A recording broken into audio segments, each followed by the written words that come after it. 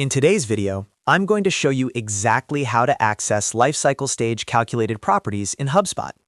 If you've ever needed to see when a contact became a lead, what their latest lifecycle stage change was, or where they originally came from, this step-by-step guide will walk you through everything. These properties are extremely useful for reporting, automation, and understanding your sales pipeline more clearly. So make sure to watch until the end. And if this video helps you out, don't forget to like and subscribe for more HubSpot tutorials. Alright, let's jump right in. The first way to access lifecycle stage calculated properties is directly from a contact or company record. Start by logging into your HubSpot account.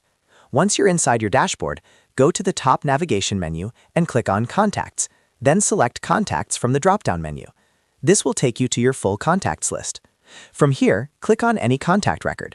It doesn't matter which one you choose if you're just exploring the properties, but ideally select a contact that has moved through different lifecycle stages, so you can see real data populated. Once you're inside the contact record, look toward the top right area of the page and click on Actions. A drop-down menu will appear. From this drop-down, select View All Properties. This is where HubSpot stores every property associated with that specific contact, including system-generated and calculated fields. Now that you're in the Properties panel, you'll see a search bar. This is where you can quickly locate lifecycle-related calculated properties without scrolling through hundreds of fields. Start by typing Lifecycle Stage into the search bar.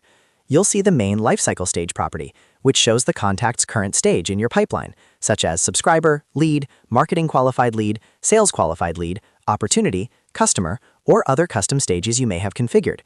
Next, search for Became a, followed by the name of a specific stage. For example, became a lead date, or became a marketing qualified lead date. These are calculated date properties, automatically set by HubSpot when a contact moves into that lifecycle stage. They're extremely valuable for tracking conversion timing and measuring how long it takes contacts to progress through your funnel. After that, search for Latest Source. The latest source property shows the most recent source that drove the contact to your website or triggered their latest interaction. This helps you understand what channel is currently influencing that contact. Then type in Latest Lifecycle Stage Change Date.